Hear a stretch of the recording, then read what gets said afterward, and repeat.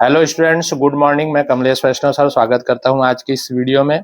अभी आपके पास होने वाला है व्यवसाय अध्ययन का पेपर कक्षा 12वीं की बोर्ड के लिए, जो कि आपके लिए बहुत ही उपयोगी होगा यह वीडियो। अब और इस वीडियो को आप लास्ट तक जरूर देखिएगा, ये आपके लिए बहुत ही यूजफुल है। अभी तक आप लोगों ने इसको पढ़ लिया होगा, मैं इसको सिर्फ रिविजन के लिए आपके सामने ला रहा हूँ। आप इसको 2-3 बार अच्छे से सुन लीजिएगा ध्यान से, तो आपके लिए यह बहुत ही बेनिफिशियल होगा। तो चलिए आपका समय ना खराब करते हुए हम आपका वीडियो स्टार्ट करते हैं। सही विकल्प चुन करके लिखिए। इसमें पहला क्वेश्चन है, निम्न में से कौन सा प्रबंध का कार्य नहीं है? तो एक है नियोजन, दूसरा है संगठन, तीसरा है निर्देशन, चौथा है बाजार नियंत्रण। तो यहाँ पर प्रबंध का कार्य जो नहीं है वो है बाजार का नियंत्रण। ठीक है। अगला क्वेश्चन है, प्रबंध के सिद्धांत के जनक कहलाते हैं? तो प्रबंध के सिद्धांत के जनक कहलाते हैं हेनरी फ्योल। Henry Fayol. निम्न में से कौन सा संगठन प्रक्रिया का एक चरण नहीं है?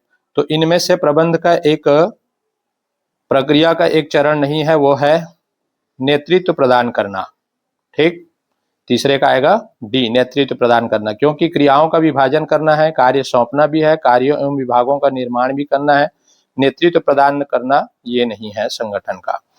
नियुक्तिकरण का संबंध, नियुक्तिकरण का संबंध किनसे है? तो नियुक्तिकरण का संबंध है मानवीय घटक से, क्योंकि मानव को ही आप नियुक्तिकरण कर सकते हैं। नियंत्रण की तकनीक नहीं है, तो नियंत्रण की तकनीक नहीं है दंडात्मक नियंत्रण। अपवाद द्वारा नियंत्रण है, बजट नियंत्रण है, लागत द्वारा नियंत्रण है, लेकिन दंडात्मक नियंत्रण नहीं है। अगला है अति लघु उत्तरीय प्रश्न, एफ.डब्ल्यू. टेलर के सिद्धांत को किस नाम से जाना जाता है? तो एफ.डब्ल्यू. टेलर के सिद्धांत को जाना जाता है वैज्ञानिक प्रबंध के सिद्धांत।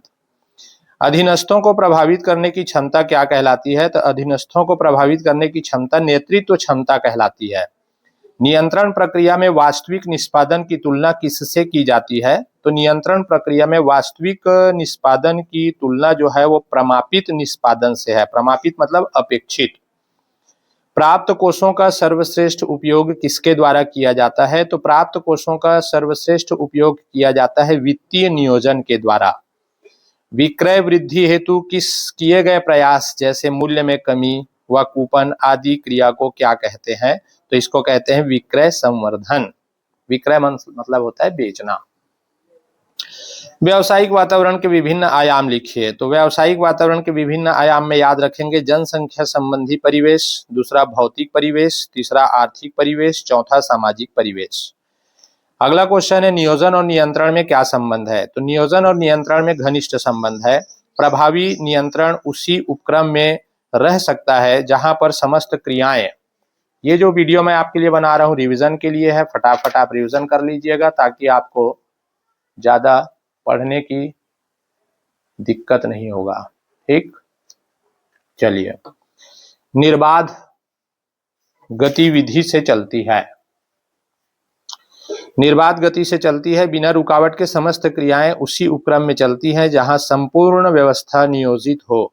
अतः स्पष्ट है कि जहां नियोजन नहीं वहां नियंत्रण नहीं। तो नियोजन पहले किया जाता है। नियोजन मतलब होता है योजनाएं बनाना, और योजनाओं को नियंत्रण करते हुए चलाओगे तो आपका जो भी प्लानिंग है वो सही जाता है। इस प्रकार नियंत्रण व्यवस्था हेतु नियोजन का अत्यधिक महत्व है। तो इसमें बताया गया था नियोजन और नियंत्रण में संबंध।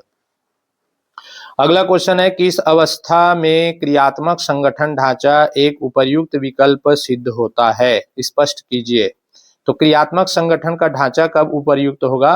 तो जिन व्यावसायिक संगठनों में संगठन का आकार विशाल होता है, मतलब संगठन का आकार बहुत बड़ा है, वह विभिन्न प्रकार की गतिविधियां होती है, मतलब अनेक प्रकार के कार्यकलाप वहां पर किए जाते हैं, तथा प्रत्येक गतिविधि के लिए उच्च श्रेणी की विशिष्टता की आवश्यकता है, वहीं पर क्रियात्मक संगठनात्मक ढांचा अत्यधिक उपर्युक्त होता है।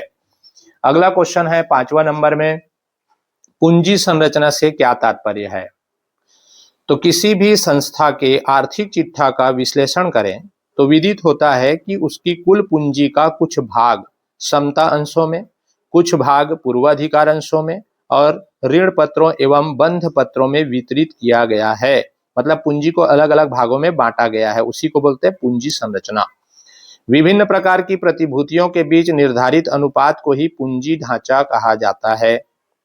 तो इसको ढांचा भी कहते हैं और संरचना भी कहते हैं।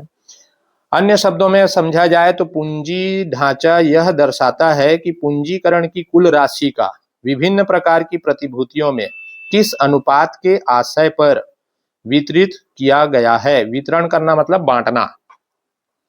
तो पूंजी को आप कितने भागों में और किस अनुपात में बांटे हैं उसी को बोलते हैं पूंजी संरचना। इस प्रकार पूंजी ढांचा का आशय पूंजी के दीर्घकालीन साधनों के पारस्परिक अनुपात से है और इनमें स्वामी पूंजी, पूर्वाधिकार अंश पूंजी एवं दीर्घकालीन ऋण पूंजी को शामिल करते हैं। इसे पूंजी संगठन या पूंजी कलेवर, पूंजी स्वरूप आदि नामों से भी पुकारा जाता है। अगला क्वेश्चन है उपभोक्ता संरक्षण क्या है। उपभोक्ता का मतलब होता है ग्राहक। ग्राहकों की सुरक्षा के लिए जो भी नियम बना है बेटा वो है उपभोक्ता संरक्षण। तो उपभोक्ता संरक्षण का अर्थ है कि उपभोक्ता के विभिन्न प्रकार के हितों की रक्षा करना, वस्तुएं तथा सेवाएं स्वास्थ्य के लिए हानिकारक नहीं हो, मतलब जो भी वस्तु आप खरीद रहे हैं दुकान से वह आपके लिए स्वास्थ्य के लिए हानिकारक ना हो। अगर हानिकारक है तो उसकी आप शिकायत कर सकते हैं उपभोक्ता संरक्षण अधिनियम में। उनमें मिलावट नहीं हो, नाप तौल में गड़बड़ी ना हो, कीमत ज्यादा ऊंच नीच ना हो, वस्तुओं के बारे में गलत जानकारी नहीं दी जाए, मिथ्या मतलब गलत ढंग से विज्ञापन, धोखाधड़ी विज्ञापन एवं मिथ्या वर्णन नहीं हो तथा उपभोक्ता का किसी भी प्रकार शोषण नहीं किया जाए। इन सभी बातों को सुनिश्चित करना उपभोक्ता संरक्षण कहलाता है। क्वेश्चन नंबर 7 है आपके पास, मध्य स्तरीय प्रबंध के कोई 3 कार्य लिखिए। तो मध्य स्तरीय प्रबंध का मतलब होता है कि मुख्य प्रबंध के हेल्प करने वाले बीच का जो प्रबंधक होता है वो मध्य स्तरीय प्रबंध कहलाता है। तो मध्य स्तरीय प्रबंध के कार्य क्या है। पहला है मुख्य अधिशासी की क्रियाओं में सहायता प्रदान करना, मतलब जो मुख्य प्रबंधक है उसके काम का हेल्प करना इसका मेन काम है। दूसरा है संचालनात्मक निर्णयों में सहयोग प्रदान करना, जो भी संचालन से संबंधित जो भी निर्णय लिया जा रहा है उसमें इनको हेल्प करना होता है। प्रतिदिन के परिणामों से संपर्क बनाए रखना, जो भी पर डे का वर्क हो रहा है उससे इनको संपर्क बना करके रखना है, तालमेल बना के रखना है मध्यस्थी प्रबंधक को। उत्पादन की उपलब्धियों की समीक्षा करना, उच्च स्तरीय प्रबंध द्वारा तय की गई सीमाओं के मध्य निर्धारित नीतियों का क्रियान्वयन करना और अधीनस्थों के कार्यों का मूल्यांकन करना। 7वां है उद्देश्यों की प्राप्ति हेतु योजनाएं तैयार करना और उच्च व निम्न स्तर के मध्य उचित समन्वय व संप्रेषण का कार्य करना। समन्वय और संप्रेषण का मतलब हो जाए तालमेल मिला करके चलना और उसकी जो है संदेश उसको एक दूसरे के बीच पहुंचाना। 8वां क्वेश्चन है व्यावसायिक वातावरण के कोई 3 महत्व लिखिए। तो 3 महत्व में यहाँ पर आपको 5 महत्व समझाया गया है ताकि आप 3 को याद रख सके। व्यावसायिक वातावरण के महत्व निम्न है। व्यावसायिक वातावरण मतलब होता है जिस वातावरण में आपका व्यवसाय चल रहा है वहां का क्या कंडीशन है, रॉ मटेरियल कैसे उपलब्ध होता है, वो आपके व्यावसायिक वातावरण है। व्यवसाय की स्थिति के बारे में जानकारी। तो व्यवसाय का निर्धारण, व्यावसायिक वातावरण जिस उद्योग की स्थापना के अनुसार होगा उसी स्वभाव का उद्योग प्रारंभ करना होगा। यहाँ पे थोड़ा सा गलत छपा है, व्यावसायिक वातावरण जिस उद्देश्य की स्थापना के अनुसार होगा, जो भी उद्देश्य से आपका व्यावसायिक वातावरण वहां पर बना है उसी स्वभाव का उद्योग प्रारंभ करना होगा, क्योंकि व्यावसायिक वातावरण ही किसी उद्योग या व्यवसाय को प्रारंभ करने हेतु सभी सुविधाएं उपलब्ध कराता है। इस प्रकार व्यावसायिक वातावरण ही व्यवसाय का निर्धारण करता है। सेकेंड है आपका परिवर्तनों का ज्ञान। व्यवसाय में सदैव परिवर्तन होते रहते हैं, मतलब ऊंच नीच होते रहता है, कभी घाटा होता है कभी फायदा होता है, अर्थात वातावरण सदैव परिवर्तनशील होता है, स्थिर नहीं रहता है। वातावरण से ही उपभोक्ताओं की रुचि, फैशन, आदत, विभिन्न तकनीक, उत्पाद का रंग रूप आदि की जानकारी प्राप्त होती है। एक उत्पादक के लिए इन सभी की जानकारी आवश्यक है, अतः एक उत्पादक को व्यावसायिक परिवर्तनों का ज्ञान होना आवश्यक होता है। तीसरा है आपके पास जोखिम को ज्ञात करना। जोखिम का मतलब है जो भी हानि वगैरह हो रहा है व्यापार में उसको हम जोखिम कह सकते हैं। व्यवसाय व जोखिम एक दूसरे से जुड़े रहते हैं, नो प्रॉफिट विदाउट रिस्क। तो व्यवसाय में अत्यधिक जोखिम व्यवसाय के लिए नुकसानदायक भी हो सकता है। तो व्यावसायिक वातावरण से जोखिम की जानकारी प्राप्त करना आसान होता है। इसके लिए जोखिम का आकार, स्वभाव व मात्रा ज्ञात की जा सकती है।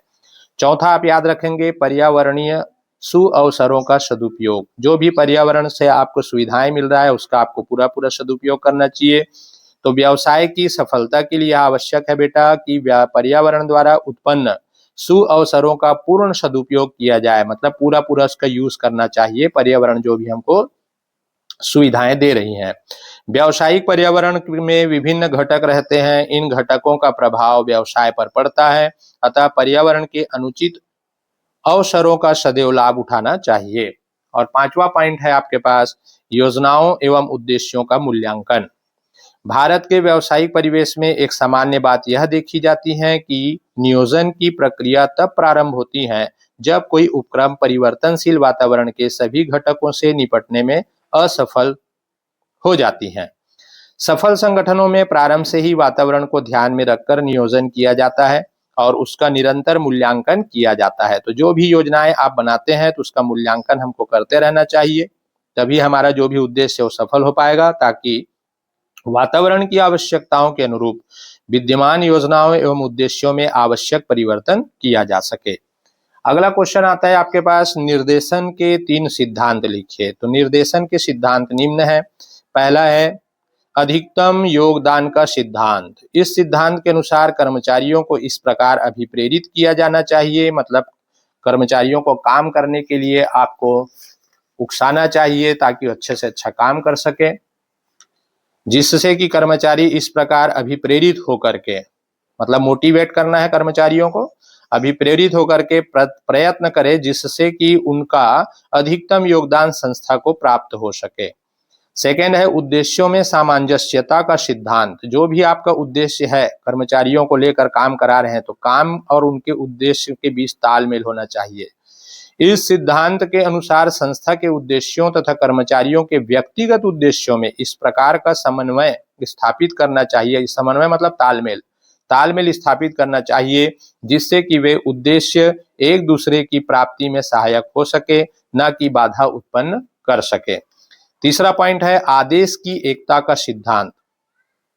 इस सिद्धांत अनुसार एक अधीनस्थ को एक ही समय में एक ही अधिकारी से आदेश प्राप्त होना चाहिए। मतलब जो कर्मचारी काम कर रहा है ना बेटा, उसको एक ही अधिकारी से ऑर्डर मिलते रहना चाहिए कि कौन सा काम कब करना है, कौन सा काम कब करना है। अगर एक से ज्यादा अधिकारी अगर वहां पर आदेश देना चालू कर देते हैं तो कर्मचारी स्वयं कंफ्यूज हो जाता है किसकी बात माने किसकी बात ना माने।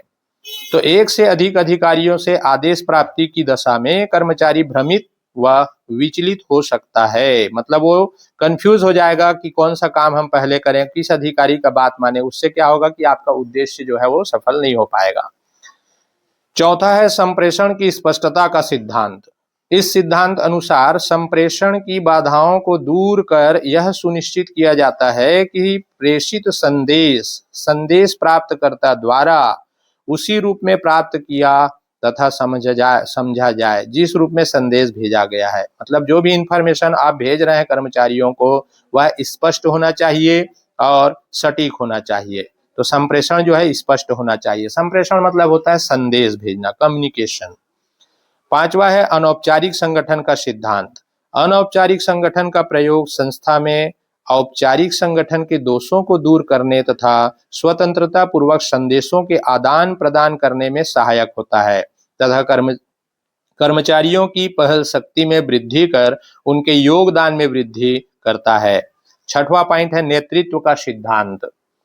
अधीनस्थों को उच्च अधिकारियों द्वारा कुशल तथा प्रभावशाली नेतृत्व प्रदान करना चाहिए तथा उन अपने व्यक्तित्व द्वारा कर्मचारियों के व्यवहारों में सकारात्मक मतलब रचनात्मक परिवर्तन लाना चाहिए, पॉजिटिव चेंजेस आना चाहिए। यहाँ पर नेतृत्व का मतलब होता है निरीक्षण करना, नेता बनना, कर्मचारियों से काम लेना।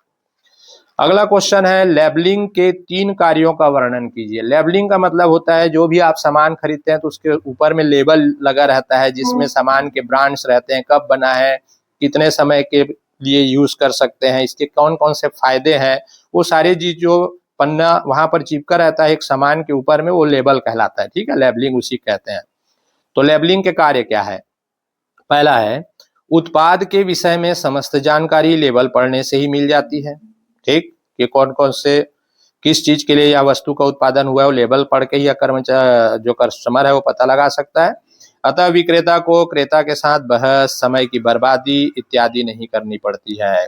खुद वहां पे क्रेता जो है उस सामान को पढ़ करके अपने यूज का है कि नहीं है वो समझ जाता है, फिर उसको खरीदता है, नहीं तो नहीं खरीदता है।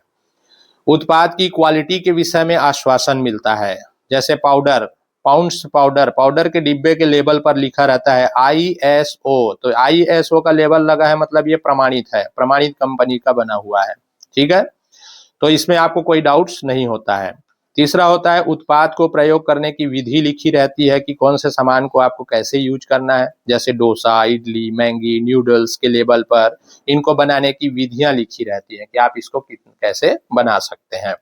वस्तु विभेद करने में सहायक, मतलब ब्रांड अलग अलग होता है तो कौन सा सामान हमारे लिए ज्यादा बेनिफिशियल है, कौन सा सामान उससे ज्यादा बेनिफिशियल नहीं है, ये आप अलग अलग सामान को ब्रांड लेबल के अनुसार पढ़ करके समझ सकते हैं, ठीक है, किसमें ज्यादा प्रोटीन है, किसमें कम प्रोटीन है।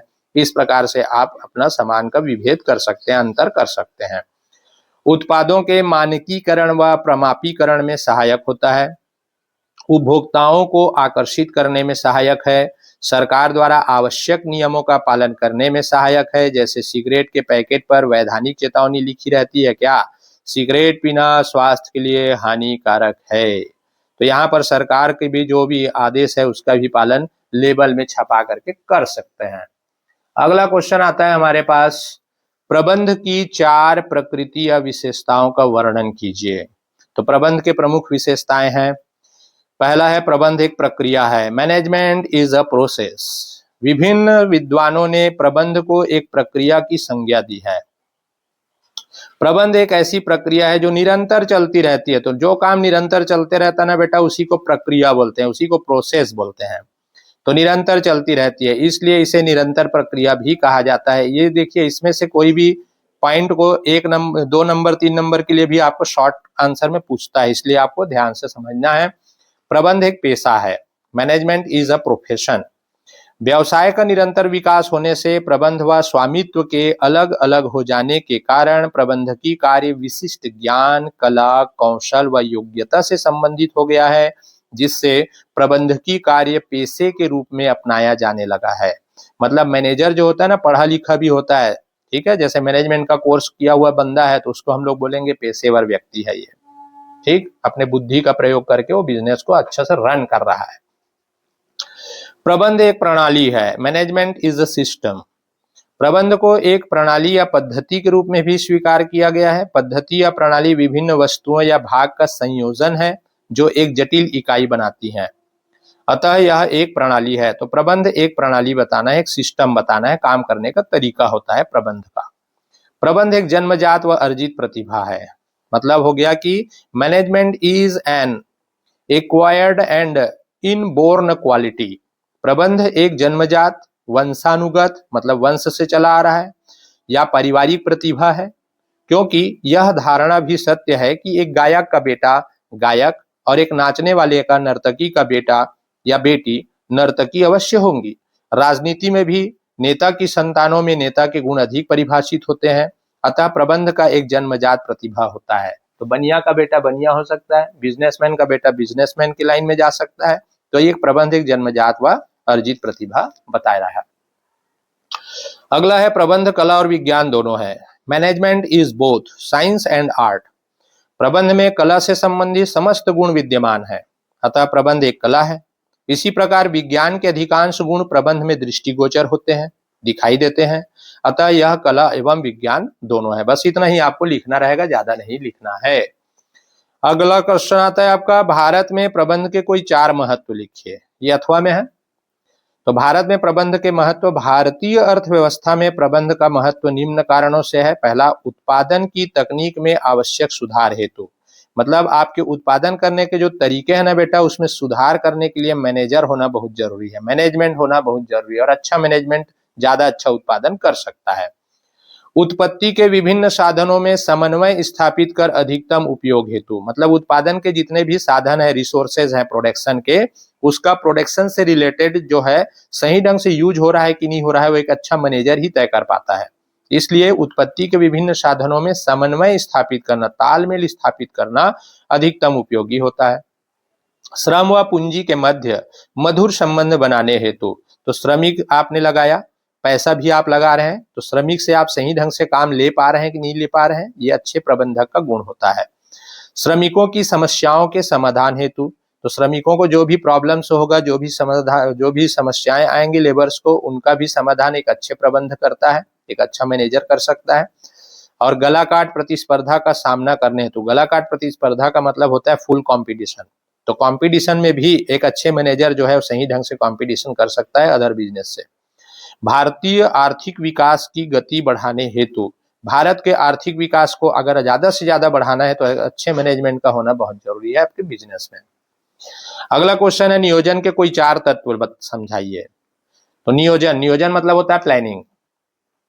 किसी व्यावसायिक या उपक्रम में नियोजन करते समय प्रमुख घटकों को ध्यान में रखना आवश्यक है। तो इस वीडियो को आप लास्ट तक जरूर देखिए, 2-3 बार सुन लीजिए, अपने दोस्तों को भी शेयर कर दीजिएगा ताकि सबको यहाँ पर आपको बेनिफिट इसका मिल सके। पहला लक्ष्य या उद्देश्य, गोल्स ऑफ ऑब्जेक्टिव्स। तो यहाँ पर गोल्स या ऑब्जेक्टिव्स आप लिख सकते हैं, लक्ष्य या उद्देश्य। लक्ष्य नियोजन के आधार होते हैं। लक्ष्य का मतलब है कि आपने कौन सा लक्ष्य निर्धारित किया है जिसको प्राप्त करने के लिए पहले से प्लानिंग करना बहुत जरूरी है। बिना प्लानिंग के कोई भी उद्देश्य को आप प्राप्त नहीं कर सकते।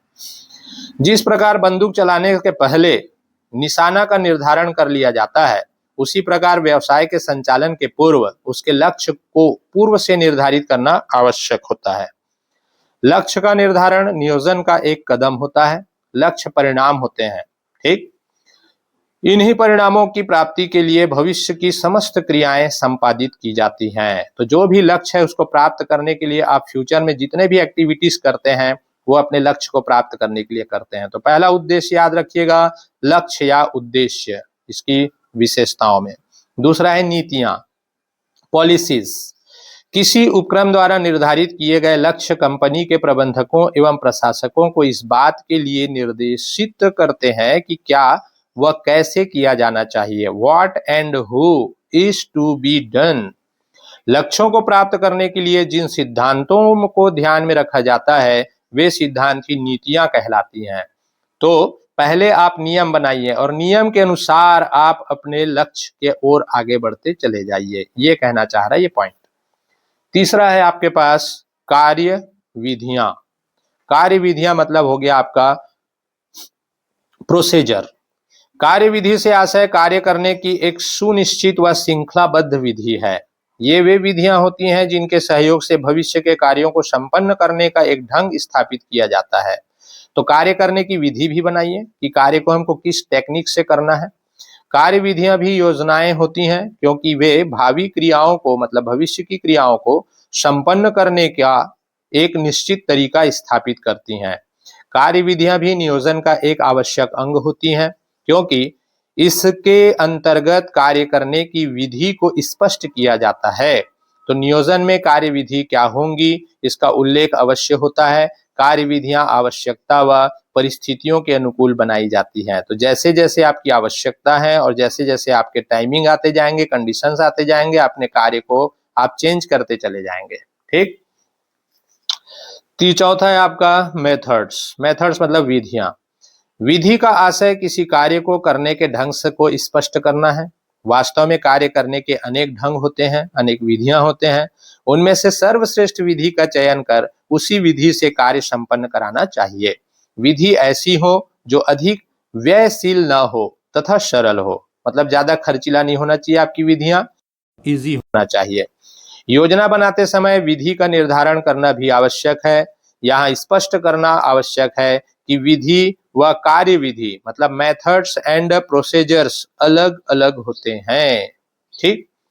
अगला क्वेश्चन आता है आपके पास, नियोजन की सीमाओं पर विजय पाने के 4 उपाय लिखिए। मतलब यहाँ पर नियोजन की सीमाओं को लिखना है जिस पर आपको विजय पाना है, आगे बढ़ना है। नियोजन की सीमाओं पर विजय प्राप्त करने के निम्न उपाय हो सकते हैं। पहला, नियोजन करते समय वर्तमान और भविष्य की समस्याओं का ध्यान रखना चाहिए। तो ध्यान रखिए कोई भी प्लानिंग जब करते हैं तो वर्तमान में भी, प्रेजेंट में भी और फ्यूचर में भी जो भी प्रॉब्लम्स आ रहे हैं उससे आपको निपटना होगा। नियोजन उच्च स्तरीय प्रबंधकों द्वारा किया जाना चाहिए। जो पढ़ा लिखा मैनेजमेंट होता है उसके द्वारा ही प्लानिंग कराना है आपको। नियोजन की सफलता हेतु सभी कर्मचारियों का सहयोग लेना चाहिए। जितने भी वर्कर्स हैं सबको आपको समझाना है कि आपका प्लानिंग क्या है और उसके बाद उनको ट्रेंड करके उस प्लानिंग के अनुसार आपको काम सबसे कराना है। नियोजन की पूर्ण जानकारी संबंधित पक्षों को देनी चाहिए। वही मैंने बोला कि जो भी प्लानिंग आप कर रहे हैं अपने सभी एम्प्लॉइज को, अपने पूरे संगठन को आपको उसका अवगत कराना होगा। पांचवा है नियोजन सदैव, ठीक, नियोजन सदैव विश्वसनीय आंकड़ों द्वारा बनाया जाना चाहिए और नियोजन लोचपूर्ण होनी चाहिए। लोचपूर्ण का मतलब है कि आप अपनी प्लानिंग को समय के अनुसार परिवर्तित कर सकें। स्थिर नियोजन नहीं बनाना चाहिए। अगला इंपॉर्टेंट क्वेश्चन आता है आपके पास, रेखा संगठन के 4 दोष लिखिए। रेखा संगठन के 4 दोष, दोष का मतलब यहाँ पर उसके अवगुण को लिखना है, उसकी सीमाओं को लिखना है। रेखा संगठन के दोष में पहला है, इस संगठन में पक्षपात की आशंका बनी रहती है। इसमें सर्वोच्च अधिकारी अपने अधीनस्थों की नियुक्ति, पदोन्नति आदि में पक्षपात कर सकता है।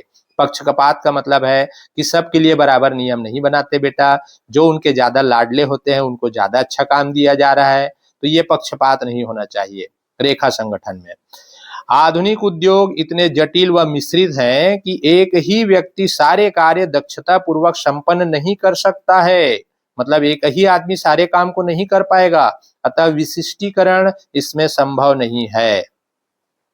तीसरा है, दक्ष अधिकारी के बिना विभिन्न विभागों में समन्वय स्थापित करना कठिन हो जाता है। दक्ष अधिकारी का मतलब जानकार अधिकारी, ट्रेंड अधिकारी, पढ़ा लिखा अगर ऑफिसर है, उसके बिना, उसके एब्सेंट में विभिन्न विभागों में आप समन्वय स्थापित नहीं कर सकते, तालमेल नहीं बैठा सकते, ये काम बहुत कठिन हो जाता है।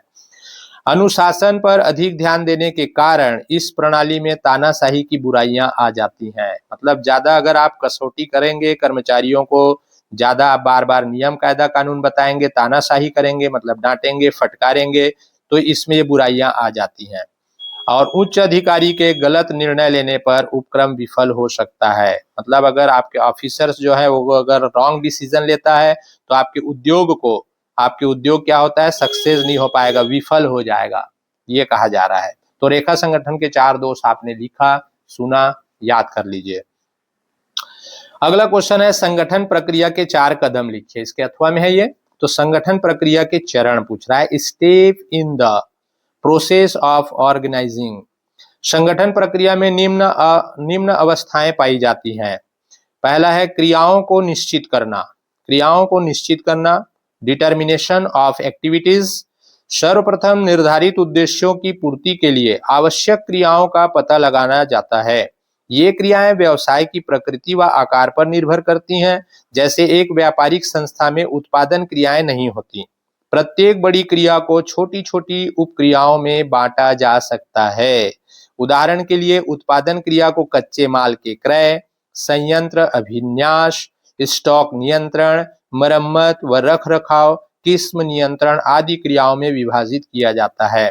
तो संगठन के चरण क्या है कि क्रियाओं को निश्चित करना, कौन कौन से काम कौन कौन से विभाग करेगा, वो छोटे छोटे काम को अलग अलग विभागों में बांट देना है। इसका मतलब ये है, कोई भी एक विभाग पूरा काम नहीं कर सकता। सेकंड है आपके पास क्रियाओं को श्रेणियन, इसको क्या करेंगे, ग्रुपिंग करेंगे, ग्रुपिंग ऑफ एक्टिविटीज। क्रियाओं का निर्धारण करके उन्हें विभिन्न वर्गों में इस प्रकार बांटा जाता है कि प्रत्येक वर्ग में एक प्रकार की क्रियाएं सम्मिलित हो। मिलती जुलती क्रियाएं एक ही विभाग में रखी जानी चाहिए। विक्रय विभाग में विक्रय से संबंधित सभी क्रियाएं होनी चाहिए। मतलब आपको डिपार्टमेंटल में इसको बांट देना है वर्ग को, और जिस भी काम को जिस डिपार्टमेंट में आप दे रहे हैं उससे रिलेटेड डिपार्टमेंटों का काम होना चाहिए पूरे काम। जैसे शिक्षा विभाग है तो शिक्षा से संबंधित जितने काम है वो शिक्षा विभाग को दिए जाएंगे। बिजली विभाग में बिजली से संबंधित जितने काम है उसको बिजली विभाग को बांटा जाएगा। तो इस प्रकार से क्रियाओं को श्रेणी में बांटना है। तीसरा है कर्तव्यों का आवंटन। कर्तव्यों का आवंटन, असाइनमेंट्स ऑफ ड्यूटीज। समस्त क्रियाओं को श्रेणीबद्ध करने के पश्चात प्रत्येक व्यक्ति को उनकी योग्यता व रुचि के अनुरूप कार्य सौंपा जाता है और उनका उत्तरदायित्व निश्चित किया जाता है। प्रत्येक विभाग व उसमें कार्यरत प्रत्येक व्यक्ति के कर्तव्य व दायित्व भली भांति स्पष्ट करने चाहिए। मतलब आप यहाँ पर काम बांट रहे हैं, जिस व्यक्ति को जो काम आता है, जो योग्यता है उसके अनुसार उनको काम दे रहे हैं, उनके इंटरेस्ट के अनुसार उनको काम दीजिए, और साथ में उनको उनकी लायबिलिटी भी बताइए, उनका उद्देश्य उत्तरदायित्व भी दीजिए कि भाई ये फलाना काम आपको बहुत सही ढंग से करना है और नहीं कर पाएंगे तो आपको ये दंड भी मिल सकता है। तो इसलिए उसको उत्तरदायित्व दीजिए, तभी वह अपने काम को बहुत ही ईमानदारी से और जल्दी से कर पाएगा। फिर आता है अधिकारों का सौंपना। ठीक, अधिकारों का सौंपना का मतलब हो गया डिलीगेशन ऑफ अथॉरिटी। यहाँ पर प्रत्येक व्यक्ति को उसके दायित्व के अनुरूप अधिकार सौंपिए। बिना अधिकार के कोई भी आदमी काम करने में इंटरेस्ट नहीं लेता है।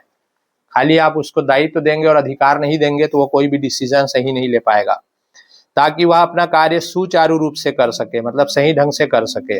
अधिकारों के प्रत्यायोजन में से औपचारिक संबंध व अधिकार स्तरों, मतलब लेवल्स ऑफ अथॉरिटी का विकास होता है। तो जैसे ही हम अधिकार देते हैं तो अधिकार देने से वो अपने काम को बहुत अच्छे से कर पाता है। इसके साथ ही विभिन्न स्तरों व विभागों में संप्रेषण व समन्वय की समुचित व्यवस्था की जानी चाहिए। अगला क्वेश्चन है आपके पास, अभिप्रेरणा के 4 सिद्धांत लिखिए। अभिप्रेरणा के 4 सिद्धांत, मैस्लो की आवश्यकता क्रम है ये। तो अभिप्रेरणा के सिद्धांत क्या है? Theories of motivation. अभिप्रेरणा मतलब होता है मोटिवेट करना। अनेक विद्वानों ने अभिप्रेरणा के संबंध में अपने अपने सिद्धांत प्रस्तुत किए हैं, प्रिंसिपल्स प्रस्तुत किए हैं। इनमें से कुछ महत्वपूर्ण सिद्धांतों की विवेचना यहाँ प्रस्तुत किया गया है। पहला है मैस्लो का आवश्यकता प्राथमिकता सिद्धांत, Maslow's need priority theory. Maslow का सिद्धांत मानवीय आवश्यकताओं पर आधारित है, मनुष्य की आवश्यकता पर आधारित है। उनके विचार में मनुष्य जो भी व्यवहार करता है वह उसकी आवश्यकताओं द्वारा निर्धारित होता है। मैस्लो ने मनुष्य की आवश्यकताओं को 5 श्रेणियों में विभाजित किया गया है। कितने श्रेणियों में? 5 श्रेणियों में, ध्यान रखिएगा। पहला है शारीरिक आवश्यकताएं, ठीक, फिजिकल नीड्स। इनमें भोजन आ गया, कपड़ा आ गया, मकान आ गया, तो इनकी समस्याएं शामिल है। दूसरा है सुरक्षा आवश्यकताएं, सेफ्टी नीड्स। खतरे, धमकी, बीमारी, बेरोजगारी आदि से सुरक्षा इस श्रेणी में आती है। सामाजिक आवश्यकताएं, सोशल नीड्स, अपनत्व, स्वीकृति, स्नेह, मित्रता आदि इन आवश्यकताओं के उदाहरण हैं। और अहम आवश्यकताएं, ईगो नीड्स, आत्मविश्वास, स्वाभिमान, स्वतंत्रता प्राप्ति, प्रशंसा आदि अहम आवश्यकताएं कहलाती हैं। पांचवा है आपका आत्मपूर्ति आवश्यकताएं, सेल्फ एक्विलिजमेंस नीड्स। अपनी कार्य क्षमता का पूर्ण उपयोग तथा सतत विश्वास का अनुभव इस वर्ग की आवश्यकता है। ठीक, तो यहाँ पे आत्मपूर्ति आवश्यकता, अहम आवश्यकता, सामाजिक आवश्यकता, सुरक्षा आवश्यकता, शारीरिक आवश्यकता, ये आवश्यकताएं बताया है मैस्लो ने। तो मैस्लो का आवश्यक पद सोपान। मैस्लो का सिद्धांत निम्न संकल्पनाओं पर आधारित है। पहला है व्यक्तियों का व्यवहार उनकी आवश्यकताओं, उन आवश्यकताओं की पूर्ति के आधार पर निर्भर करता है जो उनके व्यवहार को प्रभावित करता है।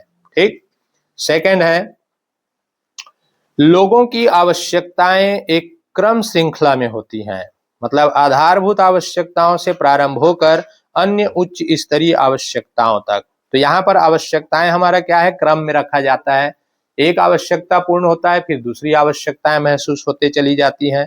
इसीलिए कहा गया है कि श्रृंखला में, मतलब क्रम में रखा जाता है आवश्यकताओं को।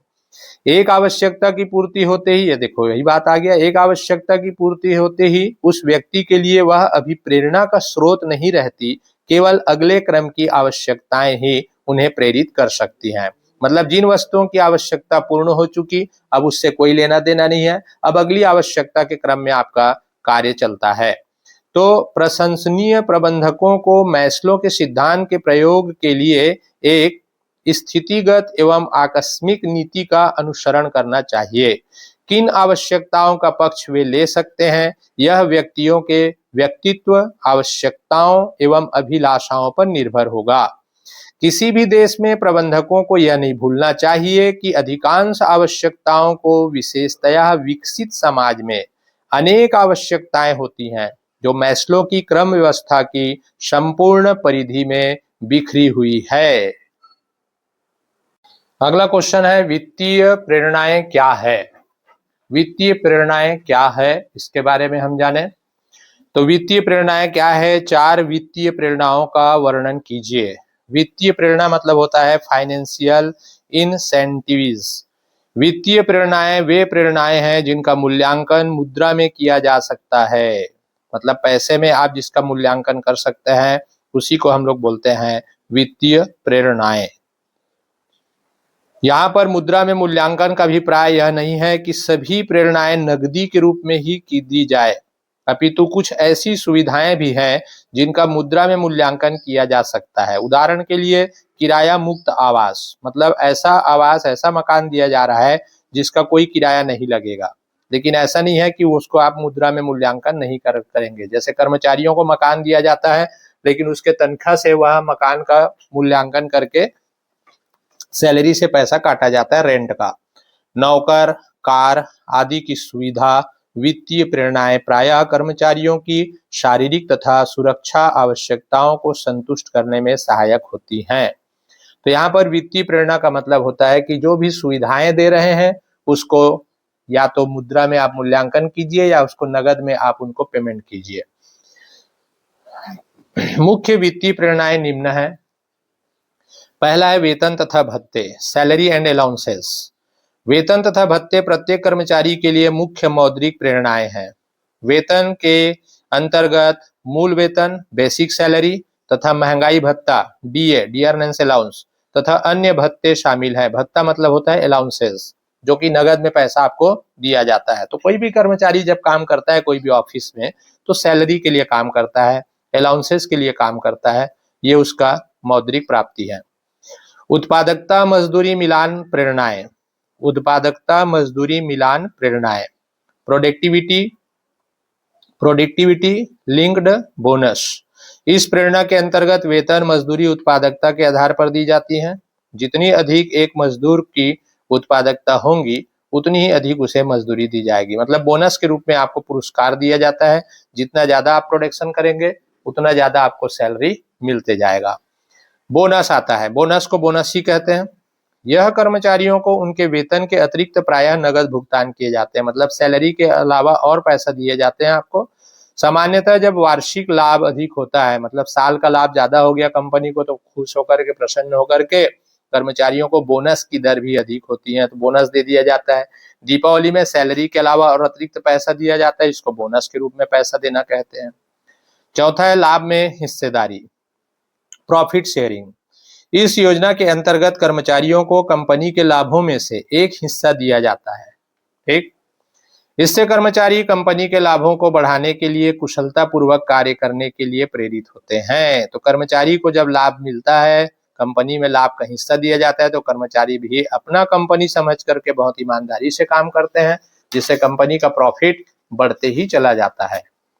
अगला पॉइंट है आपके पास, वो है 5वां नंबर में सहभागीदारी। सहभागीदारी को पार्टनरशिप। सहभागीदारी योजना में कर्मचारी अपने सेवाएं प्रदान करने के साथ साथ समता पूंजी में भी भागीदार होते हैं, मतलब उन लोग शेयर भी खरीदते हैं कंपनी के, तो कंपनी के शेयर होल्डर भी बन जाते हैं कर्मचारी। परिणाम स्वरूप कर्मचारी अपने सामान्य पारिश्रमिक के अतिरिक्त लाभांश भी प्राप्त करते हैं, मतलब उनको रेमुनेशन तो मिलता ही है, सैलरी तो मिलता ही है, साथ में उनको लाभ का अंश भी मिलता है, जिसको लाभांश कहते हैं। इसको इंग्लिश में बोलते हैं डिविडेंड। तो डिविडेंड रिसीव्ड करते हैं कंपनियां।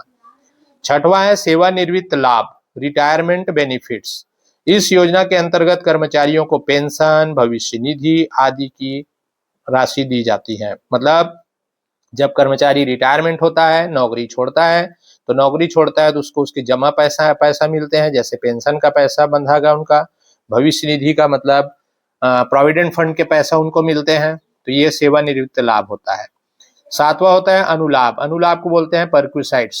तो यहाँ पर अनुलाभ से अभिप्राय ऐसी सुविधाओं से है जो कर्मचारियों को अपने नियोक्ता से निःशुल्क प्राप्त होती है। जैसे मकान मिलता है जिसका उनको कोई किराया नहीं देना पड़ता है, कंपनी के द्वारा उनको कार की सुविधाएं दी जाती हैं नौकर की सुविधाएं दी जाती है, फर्राश की, चौकीदार की, कुकर की, है ना, कुक वगैरह की, ये सारी सुविधाएं कंपनी के द्वारा उनको दिए जाते हैं, जिसको अनुलाभ कहते हैं, परक्विसाइट्स। ये सुविधाएं कर्मचारियों को अभिप्रेरित करने में महत्वपूर्ण भूमिका निभाती है। तो जब ये कर्मचारियों को जब सुविधाएं दी जाती है तो कर्मचारी थोड़ा से अच्छे से काम करते हैं कंपनी में, उनको सुविधाएं मिल रही हैं। 8वां है कमीशन। कमीशन वर्तन। अपने वेतन के अतिरिक्त विक्रयकर्ताओं को मतलब बेचने वालों को बिक्री का कुछ प्रतिशत कमीशन दिया जाता है। तो विक्रयकर्ताओं द्वारा की जाने वाली बिक्री की राशि जितनी अधिक होंगी, विक्रयकर्ताओं का कमीशन भी उतना ही अधिक होगा।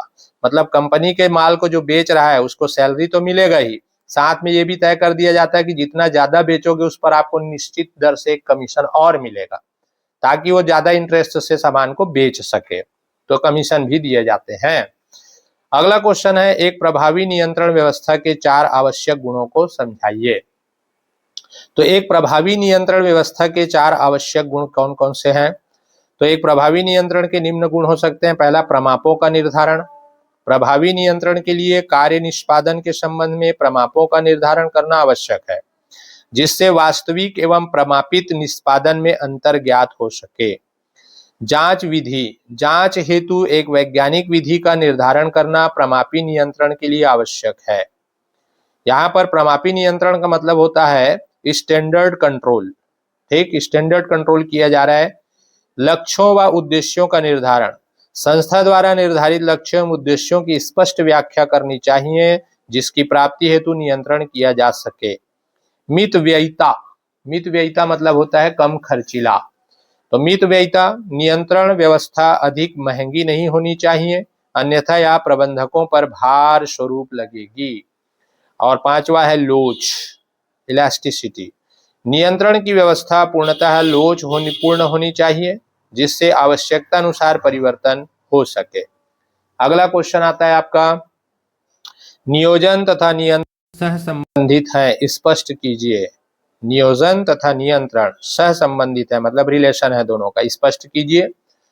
तो उत्तर, नियोजन प्रत्येक उपक्रम का मूलभूत कार्य है, क्योंकि इसके द्वारा भविष्य के लिए योजना बनाई जाती है कि क्या करना है, कैसे करना है, कब करना है तथा किसके द्वारा किया जाना है। तो नियंत्रण, नियंत्रण यह निरीक्षण करता है कि प्रत्येक कार्य निर्धारित योजना के अनुसार हो रहा है या नहीं हो रहा है। चौकीदारी करना है, सुपरविजन करना है यहाँ पे।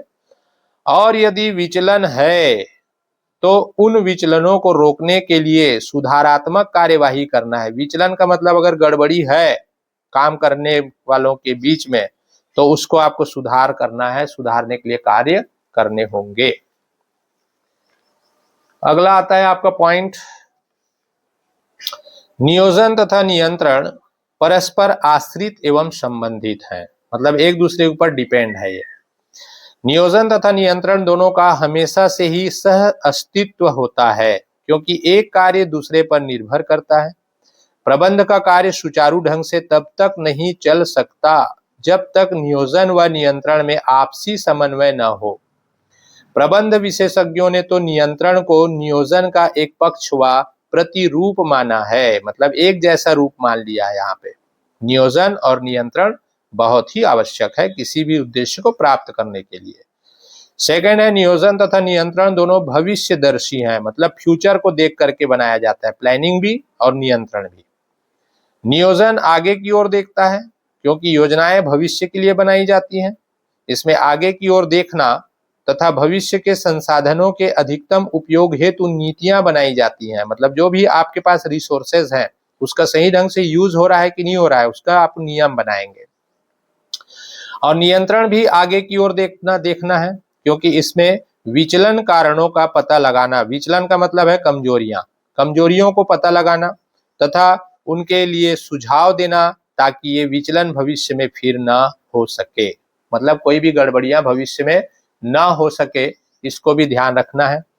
तीसरा पर लिखना है बेटा, नियोजन नियंत्रण को उत्पन्न करता है। क्या? नियोजन नियंत्रण को उत्पन्न करता है, मतलब नियंत्रण प्रक्रिया का निर्धारण नियोजन के द्वारा ही होता है, मतलब पहले प्लानिंग किया जाता है, प्लानिंग करने के बाद ही फिर नियंत्रण का कार्य प्रारंभ होता है, क्योंकि योजना के अनुरूप कार्य हो रहा है या नहीं हो रहा है यही देखना ही नियंत्रण कहलाता है। कंट्रोल करना जी, कोई काम सही ढंग से हो रहा है कि नहीं हो रहा है, कर्मचारी सही ढंग से काम कर रहे हैं कि नहीं कर रहे हैं, उसी को नियंत्रण करना है, सुपरविजन करना है। तो नियंत्रण नियोजन को बनाए रखता है। चौथा पॉइंट, नियंत्रण नियोजन को बनाए रखता है। देखो एक दूसरे से रिलेटेड है इन लोग। नियंत्रण के द्वारा कार्य बनाई गई योजना अनुसार हो रहा है, आवश्यकता अनुसार योजना में परिवर्तन करना हो ये सभी कार्य नियंत्रण द्वारा ही होते हैं। क्या लिखा है? नियंत्रण के द्वारा कार्य बनाई गई योजना अनुसार हो अथवा तथा आवश्यकता अनुसार योजना में परिवर्तन करना हो, ये सभी कार्य नियंत्रण द्वारा ही होते हैं।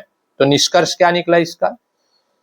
नियोजन तथा नियंत्रण को अलग नहीं किया जा सकता है, ये लिखना है आपको। ये दोनों पूरक कार्य है, मतलब एक दूसरे के बिना ये काम नहीं चल सकता है। यह एक दूसरे की सहायता करते हैं। तो नियोजन नियंत्रण को प्रभावशाली तथा कुशल बनाता है, जबकि नियंत्रण भविष्य की योजनाओं में सुधार करता है। अगला पॉइंट है प्रभावी विज्ञापन के आवश्यक तत्व लिखिए। तो ये क्वेश्चन आपके लिए बहुत ही महत्वपूर्ण है। प्रभावी विज्ञापन के आवश्यक तत्व मतलब एडवर्टाइजमेंट कैसे इफेक्टिव होना चाहिए, जो ज्यादा से ज्यादा ग्राहकों को अपनी ओर आकर्षित कर सके।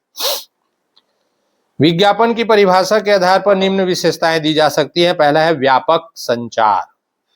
विज्ञापन व्यापक संचार है, मतलब दूर दूर तक फैलता है विज्ञापन करने से सामान का एडवर्टाइजमेंट। पत्र द्वारा, तार के द्वारा, टेलीफोन के द्वारा, पत्र पत्रिकाओं मतलब पेपर में, न्यूज़पेपर में, समाचार पत्र में, टेलीविजन में, आकाशवाणी के माध्यम से विज्ञापन किया जाता है। दूध की सफेदी निरमा से आए, पार्ले बिस्किट का विज्ञापन आप बचपन से देखते चले आ रहे हैं। ठीक, तो विज्ञापन व्यय का भुगतान। दूसरा, विज्ञापन व्यय का भुगतान। विज्ञापन व्यय को वह व्यक्ति वहन करता है जिसके द्वारा विज्ञापन कराया जाता है। ठीक है, जो भी कंपनी का प्रोडक्ट है उसका जो भी विज्ञापन कराएगा वही तो देगा विज्ञापन का पैसा। टेलीविजन वाले थोड़ी देते हैं, टेलीविजन वाले तो पैसा लेते हैं अलग से। सामान्यतः विज्ञापन से लाभान्वित पक्ष ही विज्ञापन व्यय का भुगतान करता है। तो एडवर्टाइजमेंट कराने से किसको फायदा होगा? है प्रोडक्ट करने वाले को, जो प्रोड्यूस करता है गुड्स, उसी को तो बेनिफिट होगा, व्यापारी को ही फायदा होगा ना, तो वही देगा विज्ञापन का यहाँ पे पैसा को। ये कह रहा है। विज्ञापन प्रकाशन से भिन्न है। विज्ञापन खुला होता है जबकि प्रकाशन बंद रहता है। विज्ञापन व प्रकाशन दोनों के स्वभाव, उद्देश्य अलग अलग होते हैं। तो विज्ञापन खुला होता है मतलब विज्ञापन को आप जैसे कि टेलीविजन के माध्यम से लोगों को दिखाते हैं, समझाते हैं, कलाकार वगैरह को बीच में ला करके आप उसको विज्ञापन को करवाते हैं, तो ये खुला विज्ञापन होता है। और प्रकाशन क्या होता है? छपवा देना, बस छपवा दिए पेपर वगैरह में, प्रकाशित कर दिए, तो वो क्या है? बंद रहता है। यहाँ पे चौथा है अवैयक्तिक संचार।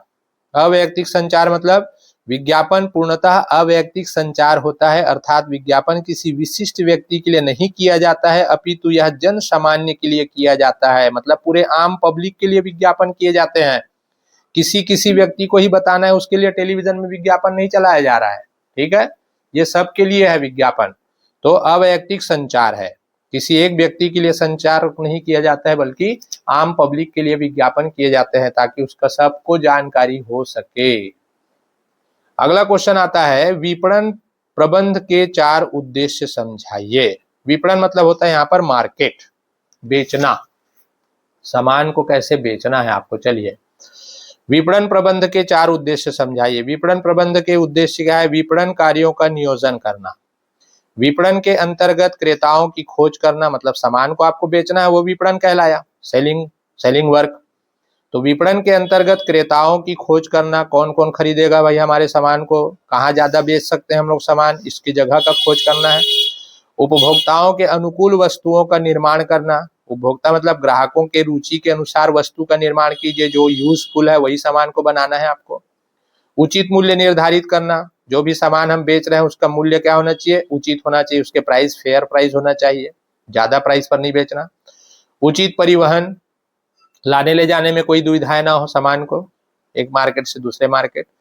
एवं भंडारण का मतलब होता है गोडाउन होना चाहिए, जहां पर सामान को हम रख सके, ढेरों सामान को, तो भंडारण व्यवस्था करना। वितरण की उचित व्यवस्था करना, वितरण का मतलब होता है बांटना। ठीक, तो वितरण की उचित व्यवस्था करना, बाजार सूचना आदि महत्वपूर्ण कार्य आते हैं। तो फिर से पढ़ें। विपणन के अंतर्गत क्रेताओं की खोज करना, उपभोक्ताओं के अनुकूल वस्तुओं का निर्माण करना, उचित मूल्य निर्धारित करना, उचित परिवहन एवं भंडारण व्यवस्था करना, वितरण की उचित व्यवस्था करना, बाजार सूचना आदि महत्वपूर्ण कार्य आते हैं। इन सभी कार्यों को एक योजना के तहत संपादित करने के लिए विपणन प्रबंध आवश्यक है। अतः विपणन प्रबंध का प्राथमिक उद्देश्य विपणन कार्यों को नियोजित ढंग से करना है। सेकंड है आपके पास विपणन व्ययों में कमी लाना। वर्तमान प्रतियोगी बाजार में वस्तु की लागत कम से कम करने का प्रयास किया जाता है। ध्यान रखिएगा, वस्तु की लागत कम से कम करने का प्रयास किया जाता है, मतलब जो भी वस्तु हम बना रहे हैं वो कम खर्चे पर बने ताकि हम प्रतियोगिता कर सके, बाजार में कम रेट पर सामान को बेच सके। किसी भी वस्तु की कीमत उत्पादन लागत से काफी अधिक होती है।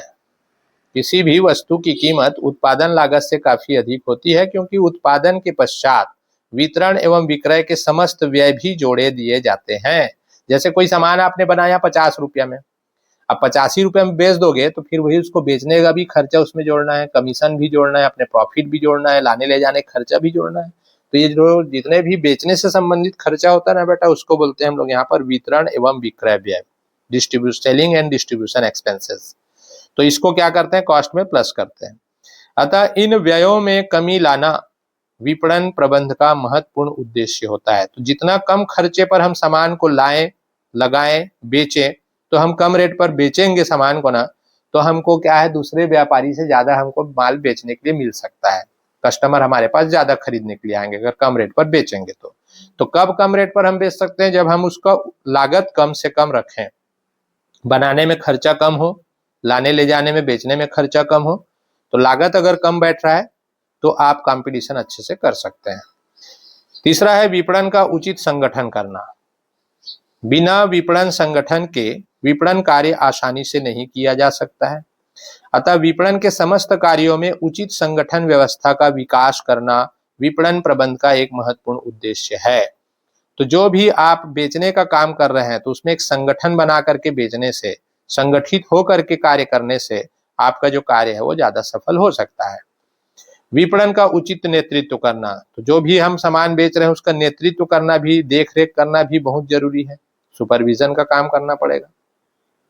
खराब नेतृत्व अच्छे से अच्छे संगठन व्यवस्था को नष्ट कर देता है। ध्यान रखिए, नेतृत्व अच्छा होना चाहिए, मतलब आपका निरीक्षण अच्छा होना चाहिए, नेतागिरी अच्छे से करो ताकि संगठन को अच्छे से मजबूती से चला सके। विपणन कार्यों का निष्पादन सही एवं योग्य व्यक्तियों के द्वारा संपन्न कराना विपणन प्रबंध का उद्देश्य होता है। अगला क्वेश्चन है 7th नंबर में, वो है आपके पास अंतर। इस प्रकार समय अध्ययन और गति अध्ययन में कोई 6 अंतर लिखिए। बहुत अच्छा क्वेश्चन है ये, इसको आपको पढ़ के ही जाना है। समय अध्ययन और गति अध्ययन में अंतर, तो ये है समय अध्ययन और ये हो गया गति का अध्ययन। समय अध्ययन पहला, समय अध्ययन पहले किया जाता है, गति अध्ययन समय अध्ययन के बाद किया जाता है। ठीक, तो पहले समय अध्ययन का काम है, उसके बाद फिर गति अध्ययन का काम चालू होता है। दूसरा है समय अध्ययन में मशीन पर लगने वाला समय और श्रमिकों द्वारा काम में लगाए गए समय का अध्ययन किया जाता है। गति अध्ययन में श्रमिकों द्वारा किए जाने वाले कार्य का अध्ययन किया जाता है। तो इसमें कार्य का अध्ययन किया जाता है और इसमें समय का अध्ययन किया जाता है। समय अध्ययन में स्टॉप वॉच का प्रयोग किया जाता है। स्टॉप वॉच आपने पढ़ा होगा, ठीक है, टक टक टक टक टक टक चलते रहेगा। तो समय अध्ययन में स्टॉप वॉच का प्रयोग किया जाता है और गति अध्ययन में कैमरे का प्रयोग किया जाता है ताकि श्रमिकों की एक्टिविटी को देखा जा सके कैमरे के माध्यम से कि कौन श्रमिक कितने अच्छे से काम कर रहा है, कौन बैठ बैठ कर काम कर रहा है। समय अध्ययन में श्रमिकों के कार्य के घंटे व दिनों को मापा जाता है और गति अध्ययन का उद्देश्य कार्य के आदर्श विधियों को प्रयोग में लाना है, मतलब कितने अच्छे ढंग से काम किया जा रहा है, सफाई से काम किया जा रहा है, इसको ध्यान रखा जाता है इसमें गति अध्ययन में। समय अध्ययन में श्रमिकों के कार्य के घंटे कम कर उनकी कार्य क्षमता बढ़ाने का प्रयास किया जाता है। अब जब इसका अध्ययन हो जाता है तो इसमें सुधार क्या लाना है, 5वां पॉइंट में, समय अध्ययन से श्रमिकों के कार्य के घंटे कम करके उनकी कार्य क्षमता बढ़ाने का प्रयास किया जा रहा है। अगर ज्यादा समय ले रहे हैं काम करने में तो समय कम कीजिए और काम को बढ़ाने का प्रयास कीजिए, क्षमता को। इसमें है गति अध्ययन में कार्य के दौरान अनावश्यक क्रियाकलापों को कम कर कार्य क्षमता बढ़ाने का प्रयास किया जाता है। यहाँ पर अनावश्यक, अगर आपका जो वर्कर्स है वो समय खराब कर रहे हैं तो उन कामों को उनको सिखाना है कि भाई कितना जल्दी से सफाई से इस काम को कितना जल्दी किया जा सकता है। छठवां है समय अध्ययन का संबंध श्रमिकों की क्षमता बढ़ाने से है और गति अध्ययन का संबंध श्रमिकों की हरकतों को कम करने से है। अब आता है यहाँ पर अथवा में इन्हीं व्यक्तियों का लिया गया है पॉइंट। चलिए, टेलर व फ्योल के प्रबंध संबंधी सिद्धांतों के 6 अंतर लिखिए। वेरी इंपॉर्टेंट टॉपिक है, ठीक, इसको तो आपको याद करके ही जाना है। टेलर और फ्योल के प्रबंध संबंधी सिद्धांत के अंतर, पहला है संदर्भ, अंतर का आधार में टेलर है, इधर फ्योल है। तो संदर्भ में टेलर ने अपने सिद्धांत तथा तकनीक के निम्न स्तर उत्पादन क्रियाओं कारखानों के क्षेत्र को ध्यान में रखकर दिए हैं। तो टेलर ने अपने सिद्धांत जो दिया है और तकनीक के निम्न स्तर उत्पादन क्रियाओं कारखानों क्षेत्र को ध्यान में रखकर दिए हैं। फ्योल के सिद्धांत उच्च स्तर को ध्यान में रख करके बनाए जाते हैं। केंद्र, दूसरा पॉइंट है केंद्र। टेलर ने श्रमिकों की उत्पादकता एवं कार्य कुशलता को बढ़ाने का ध्यान केंद्रित किया है, तो फ्योल ने संगठन के संपूर्ण प्रशासन पर ध्यान केंद्रित किया है। तीसरा है आदेश की एकता। आदेश की एकता का उल्लंघन होता है। श्रमिक एक ही समय में 8 विशेषज्ञों के निरीक्षण में काम करते हैं। फ्योल में लिखना है कि फ्योल ने इस सिद्धांत का सख्ती से अनुसरण किया। लागू होना, टेलर की तकनीकों को विशेष स्थितियों में लागू किया जाता है। फ्योल के सिद्धांत सार्वभौमिक रूप से लागू होता है। मानव तत्व, पांचवा पॉइंट, टेलर ने मानव तत्व की तुलना में उत्पादन में वृद्धि को अधिक महत्व दिया। फ्योल ने समता, पहल क्षमता तथा कार्यकाल में स्थापित जैसे सिद्धांतों में मानव तत्व को महत्व दिया। रचना का आधार, व्यक्तिगत अनुभव लिखना इसमें, और इसमें अवलोकन एवं निरीक्षण लिखिएगा। ठीक, अगला क्वेश्चन है आपके पास, भर्ती के आंतरिक स्रोतों का वर्णन कीजिए। तो भर्ती का मतलब हो गया अपॉइंटमेंट, कर्मचारी को नियुक्त करना है। तो आंतरिक स्रोत कौन कौन से हैं? तो भर्ती के आंतरिक स्रोत, जब संगठन के भीतर से ही विभिन्न पदों की पूर्ति की जाती है तो इसे आंतरिक स्रोत कहते हैं। मतलब आप अपने संगठन के अंदर ही कर्मचारियों की नियुक्ति करते हैं उन्हीं में से, तो उसको हम लोग बोलते हैं आंतरिक स्रोत कहते हैं। भर्ती के आंतरिक स्रोत निम्न है। पहला है स्थानांतरण, मतलब ट्रांसफर कर देना। जब किसी कर्मचारी को उनके पद के अनुरूप उसी पद के लिए एक स्थान से दूसरे स्थान पर भेजा जाता है तो उसे स्थानांतरण कहते हैं। मतलब ट्रांसफर कर देना कर्मचारियों का जी, जैसे एक बैंक से दूसरे बैंक में ट्रांसफर हो जाता है, एक ब्रांच से दूसरे ब्रांच में, तो स्थानांतरण करके आप कर्मचारी मंगा सकते हैं, भेज सकते हैं। स्थानांतरण होने पर अधिकारों तथा पारिश्रमिक के स्तर में कोई अंतर नहीं आता है। ठीक है, तो स्थानांतरण करने से उनकी सैलरी वही रहेगा, काम वही रहेगा, बस जगह बदल जाता है। सेकेंड है पदोन्नति, प्रमोशन। जब कर्मचारियों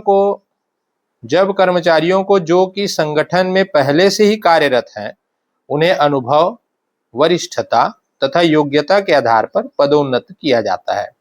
इसे पदोन्नति कहते हैं। प्रमोशन मिलना, जैसे कि ग्रेड 3 में था तो ग्रेड 2 में गया, फिर धीरे धीरे ग्रेड 1 में गया, फिर वो अधिकारी बन गया। इस प्रकार से उसका पदोन्नति होते जाता है।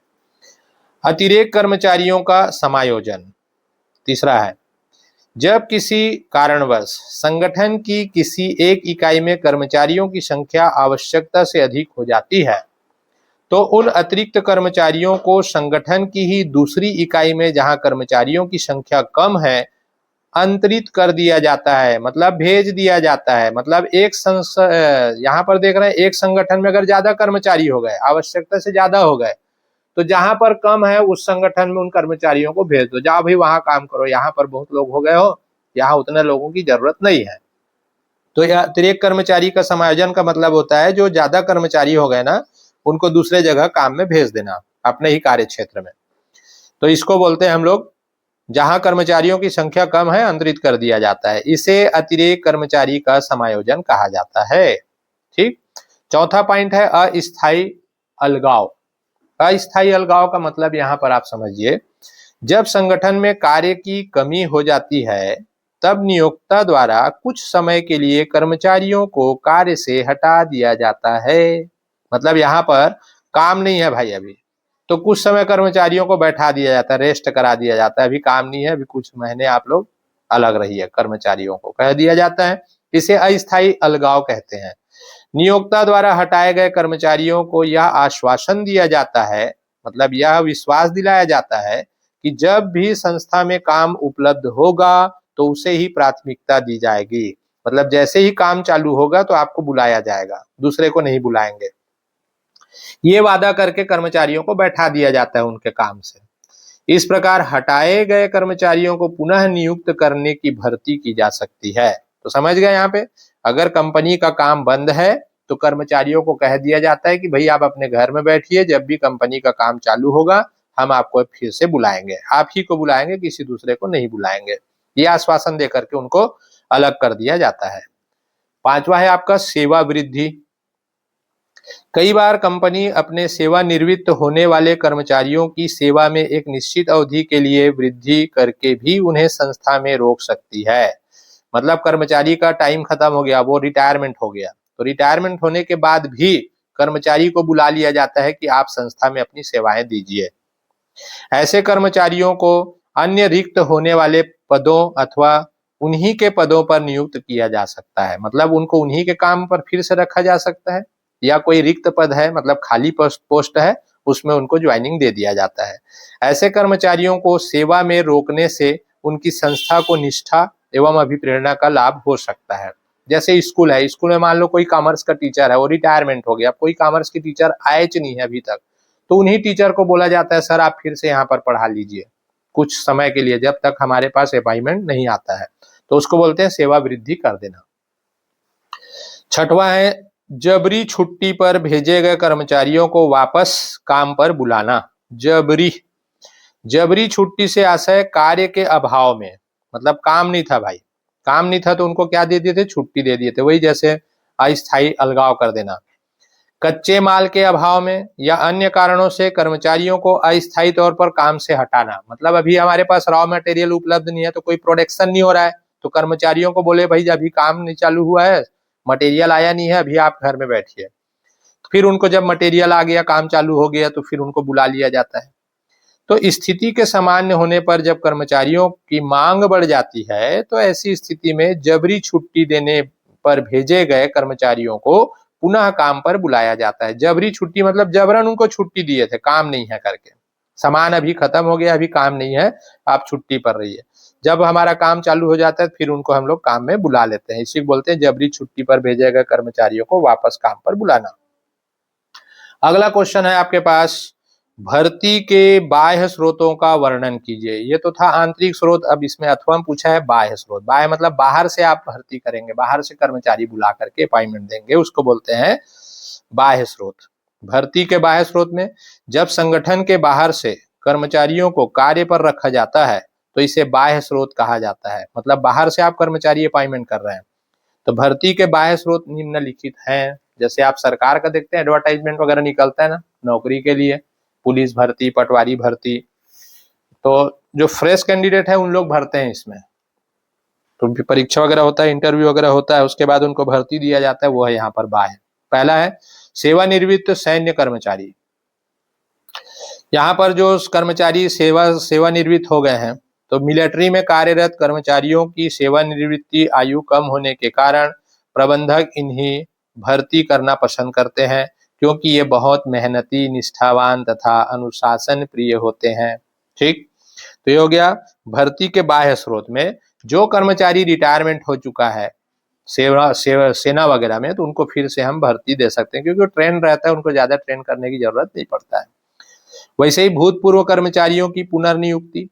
ऐसे कर्मचारी जो छटनी के परिणाम स्वरूप, मतलब उनको छांट दिया गया था, बाहर कर दिया गया था, छटनी के परिणाम स्वरूप निकाल दिए गए थे, या स्वयं किन्हीं कारणवश से काम छोड़कर चले गए थे, परंतु अब कार्य करने के इच्छुक हैं, और ऐसे कर्मचारियों का पुराना रिकॉर्ड यदि अच्छा है, मतलब अच्छा काम किए थे उन लोगों ने, तो नए कर्मचारियों की तुलना में इन्हें रखना लाभप्रद होता है। तीसरा है वर्तमान कर्मचारियों के मित्र तथा रिश्तेदार को बुला लो भाई। तो वर्तमान में कार्यरत कर्मचारियों के मित्र व रिश्तेदार जो कि योग्य एवं कर्तव्यनिष्ठ हो, ठीक, अच्छा काम करने वाला व्यक्ति मिल जाता है तो उन्हें भी रिक्त पद पर नियुक्ति किया जा सकता है। तो कर्मचारियों को ही कह दिया जाता है तुम्हारे कोई रिश्तेदार होंगे जिसको अच्छा काम आता हो, ईमानदारी से काम करता हो, तो उनको बुला लो, हम रख लेंगे, ठीक। चौथा है परिसर भर्ती। कारखानों या संस्थाओं द्वारा विभिन्न प्रार्थियों के आवेदन पत्र संस्था के द्वारा जमा करवाकर उनमें से कर्मचारियों का चयन किया जा सकता है। तो परिसर भर्ती हो जाता है, वही संस्था में ही बुला लिए कर्मचारियों को भर्ती के लिए, है ना। बेरोजगार युवाओं को भर्ती करना है करके परिसर में ही बुला करके उनका चयन कर लिया जाता है। ये हो गया परिसर भर्ती। प्रशिक्षण संस्थाओं तथा तकनीकी संस्थाओं द्वारा। पांचवा, विभिन्न शिक्षण तथा तकनीकी संस्थाओं से संपर्क करके रिक्त स्थानों पर होनहार नवयुवकों का चयन करके उनकी आवश्यकता अनुसार भर्ती की जाती है। जैसे यहाँ पर व्यापम है हमारा, व्यापम जो है परीक्षा लेता है और परीक्षा लेकर के जो योग्य होते हैं उनका लिस्ट जारी कर देता है विभाग को कि आप इनमें से आप भर्ती कर सकते हैं करके। तो प्रशिक्षण संस्था या तकनीकी संस्थाओं द्वारा भी यहाँ पर कर्मचारियों की नियुक्ति किया जाता है। अगला पॉइंट है आपके पास विज्ञापन द्वारा। विभिन्न पत्र पत्रिकाओं, समाचार पत्रों, रेडियो, टेलीविजन, इंटरनेट पर विज्ञापन देकर भी आवेदन बुलवाए जा सकते हैं जिनमें से योग्य कर्मचारी का चयन किया जा सकता है। सातवां है रोजगार कार्यालय द्वारा। रोजगार कार्यालय में कार्य के इच्छुक व्यक्ति अपना बायोडाटा समस्त विवरणों सहित रोजगार कार्यालय में दर्ज करवाते हैं। जिस संगठन में कर्मचारियों की आवश्यकता होती है वे रोजगार कार्यालय के माध्यम से योग्य कर्मचारियों को अपने संगठन में बुलाकर उनकी भर्ती की प्रक्रिया करते हैं। हालांकि अब ये कम हो गया, पहले रोजगार कार्यालय से ही भर्ती ज्यादा होता था, लेकिन आप लोग भी ध्यान रखिए, अभी 12वीं पास हो जाएंगे ना तो अपना 10वीं और 12वीं के मार्कशीट को रोजगार कार्यालय में पंजीयन जरूर करा लेना बेटा, ठीक है, ताकि आप बेरोजगारों के लाइन में आप लिस्ट में रहेंगे। ये बहुत जरूरी है, रोजगार कार्यालय में आपके मार्कशीट का पंजीयन होना, ठीक। अगला आता है क्वेश्चन नंबर 19, लाभांश नीति को प्रभावित करने वाले तत्वों को लिखिए। अब लाभांश मतलब हो गया लाभ का अंश। कंपनी को जब लाभ होता है तो अपने अंशधारियों को लाभांश देती है। तो लाभांश नीति को प्रभावित करने वाले कोई 6 तत्व लिखना है आपको। पहला, तो चलिए बताते हैं। किसी उपक्रम में लाभांश का निर्णय, मतलब लाभांश नीति को निम्नलिखित घटक प्रभावित करते हैं, मतलब किन किन तत्वों को देख करके, किन किन कंडीशन को देख करके लाभांश घोषित किया जाता है उसको देखते हैं। लाभांश की मात्रा, लाभ की मात्रा, प्रॉफिट वॉल्यूम। किसी कंपनी में लाभांश की मात्रा को सर्वाधिक प्रभाव डालने वाला घटक लाभ की मात्रा है। कंपनी में जितना ज्यादा लाभ होगा ना उतना ही ज्यादा लाभांश दिया जाएगा, और लाभ ही नहीं होगा तो लाभांश कहां से दिया जाएगा। अर्थात अधिक लाभ होने पर अधिक लाभांश और कम लाभ होने पर कम लाभांश का निर्णय लेना संचालकों की मजबूरी होगी। अब मजबूरी क्या होगी, लाभ कम होगा तो लाभांश कम दिया जाएगा। लाभ में से तो हिस्सा देना लाभांश कहलाता है, डिविडेंड बोलते हैं इसको अंग्रेजी में, ठीक। तो लाभ अधिक होगा तो लाभांश ज्यादा मिलेगा, लाभ कम होगा तो लाभांश कम मिलेगा, सिंपल सी बात है। अतः लाभांश के निर्णय को लाभ की मात्रा सर्वाधिक प्रभावित करती है। तो आपको लिखना है लाभ की मात्रा पर ध्यान दिया जाएगा लाभांश देने का निर्णय को। अगला पॉइंट है आपके पास सेकंड, वो है लाभांश की प्रवृत्ति। लाभांश की प्रवृत्ति, ट्रेंड ऑफ डिविडेंड। लाभांश का निर्णय लेने के पूर्व यह देखना आवश्यक है कि गत वर्षों में कितने प्रतिशत लाभ दिया जा रहा है, क्योंकि अचानक कम दर पर लाभांश घोषित करने का अर्थ अंशधारियों को नाराज करना होगा। तो अंशधारियों को ही लाभांश दिया जाता है, शेयर होल्डरों को ही क्या दिया जाता है, डिविडेंड दिए जाते हैं। इसी के साथ समान स्तर के अन्य प्रतिस्पर्धी व्यवसाय द्वारा लाभांश की दर क्या घोषित की गई है। तो ये भी ध्यान रखना है कि दूसरी कंपनी अपने शेयर होल्डरों को कितना % लाभांश दे रही है। अगर पता चला कि दूसरी कंपनी ज्यादा दर पर लाभांश दे रही है और हम कम दर पर लाभांश दे रहे हैं तो शेयर होल्डर नाराज हो जाएंगे, फिर पैसा इन्वेस्ट करना कम कर देंगे हमारे कंपनी में। इसलिए शेयर होल्डरों को खुश रखना है भाई। तो इसका ध्यान रखकर भी लाभांश की दर घोषित की जाती है, क्योंकि अन्य समकक्ष व्यवसाय मतलब और भी जो हमारे जो कॉम्पिटिटर बिजनेस है, समकक्ष व्यवसाय से कम लाभांश देने का आशय है व्यवसाय की कमजोरी या कम लाभ अर्जन करना। इससे व्यवसाय की ख्याति मतलब गुडविल पर विपरीत असर पड़ेगा, बुरा प्रभाव पड़ेगा, मतलब हमारा इंप्रेशन अच्छा नहीं जाएगा कम लाभांश देंगे तो। भाई दूसरी कंपनी ज्यादा लाभांश दे रहा है अपने शेयर होल्डरों को और हम कम लाभांश दे रहे हैं अपने शेयर होल्डरों को, तो इससे क्या होगा कि हमारी गुडविल पर भी इफेक्ट पड़ सकता है। तीसरा है भावी वित्तीय आवश्यकताएं, फाइनेंशियल नीड्स इन फ्यूचर। लाभांश निर्णय को निर्धारित करने से पूर्व यह विचार करना आवश्यक होगा कि उपक्रम को अपने विस्तार एवं विकास के लिए कितनी पूंजी की आवश्यकता होगी तथा लाभ का कितना भाग पुनर्नियोजित किया जाएगा। अन्य शब्दों में भविष्य में अधिक नवीन पूंजी की आवश्यकता होगी तथा लाभांश दर कम तथा आवश्यकता कम रहने पर ऊंचे दर पर लाभांश दिया जा सकता है। तो ये भी ध्यान रखना है कि प्रॉफिट का कितना हिस्सा हम आगे अपने फ्यूचर के लिए बिजनेस में लगाने के लिए पूंजी के रूप में रखें। अगर हमको ज्यादा पैसा रखने की जरूरत है तो लाभांश कम देना पड़ेगा भी अंशधारियों को, और अगर फ्यूचर में अगर पूंजी की जरूरत कम है तो फिर अंशधारियों को शेयर होल्डरों को लाभांश ज्यादा से ज्यादा दे। ये कह रहा है भावी वित्तीय आवश्यकताओं को पूरा करना। वैधानिक प्रतिबंध मतलब कानून द्वारा कितना प्रतिबंध है, ठीक है। लीगल रिस्ट्रिक्शंस में क्या लिखना है कि लाभांश की घोषणा के संबंध में कंपनी अधिनियम 1956 में कुछ प्रतिबंध लगाए गए हैं। इन्हीं प्रतिबंधों या शर्तों को ध्यान में रखते हुए कोई भी कंपनी लाभांश दर का निर्धारण करती है, मतलब कंपनी को मनमाना लाभांश देने का भी अधिकार नहीं है। जितना कानून के द्वारा निर्धारित किया गया है, जितने उनके प्रोस्पेक्टस में लिखा हुआ है डिविडेंड का परसेंटेज, उसी के आधार पर ही डिविडेंड दिया जाएगा, उससे ज्यादा नहीं दे सकते। अर्थात किसी कंपनी की लाभांश दर को वैधानिक प्रतिबंध प्रभावित करते हैं, तो कानून के द्वारा जो रेट है उससे ज्यादा भी लाभांश नहीं दिया जा सकता, नहीं तो अवैधानिक माना जाएगा। पांचवा है आय में स्थायित्व। आय में स्थायित्व मतलब हो गया स्टेबिलिटी इन इनकम। जिन कंपनियों की आय में अधिक उच्चावचन नहीं होता तथा उनकी आय अधिक स्थिर रहती है तो वे ऊंची दर पर लाभांश की घोषणा कर देते हैं।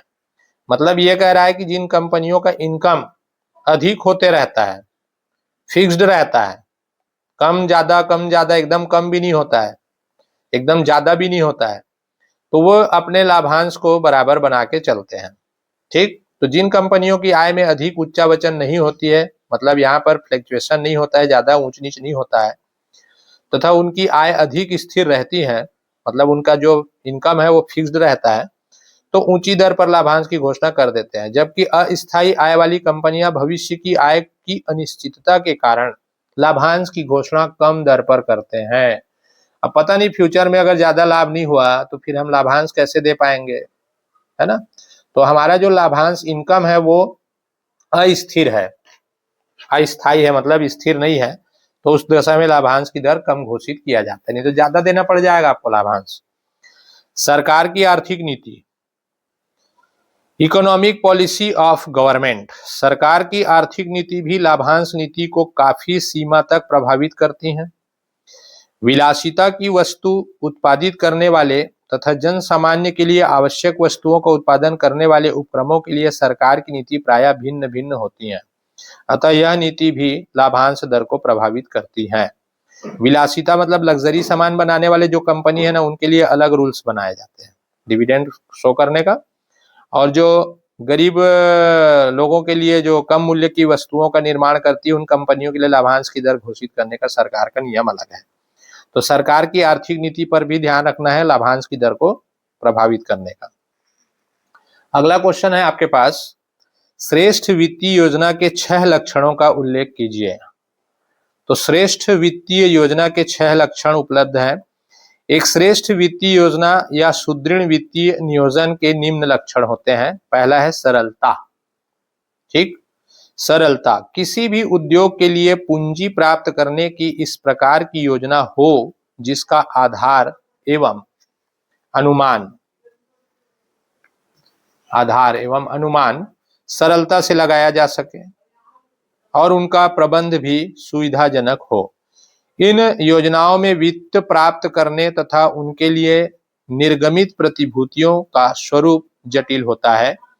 उनमें भविष्य में काफी कठिनाइयां उत्पन्न होती हैं, इसलिए जहां तक संभव हो वित्तीय योजनाएं सरलता के दृष्टिकोण को ध्यान में रखते हुए बनाई जानी चाहिए, लेकिन सरलता के कारण कार्य क्षमता को समाप्त नहीं होने देना चाहिए। ठीक।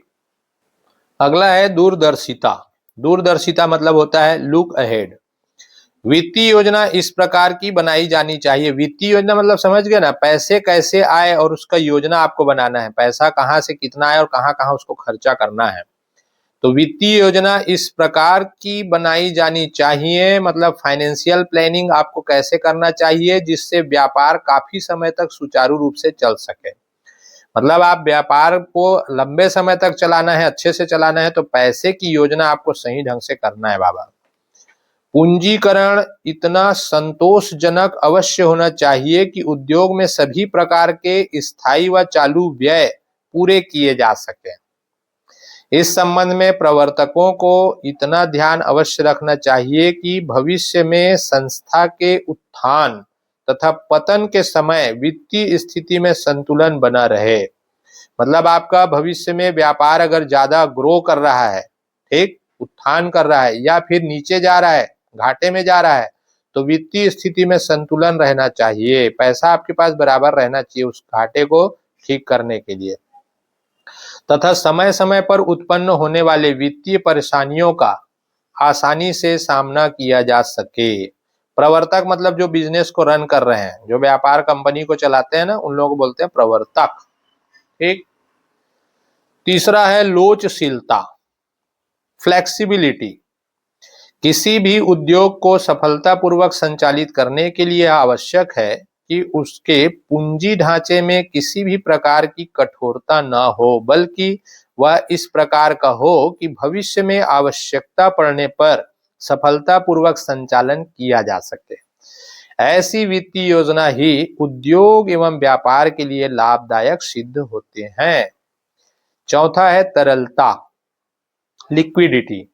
उद्योग में वास्तविक धन कोषों की उतनी आवश्यकता नहीं होती जितनी कि उद्योगपति की साख तथा संपत्ति की होती है। फिर भी उद्योग को सफलतापूर्वक संचालित करने के लिए उनमें धन तथा संपत्ति का एक निश्चित भाग रहना चाहिए, जिससे तरल स्थिति को बनाकर रखा जा सके।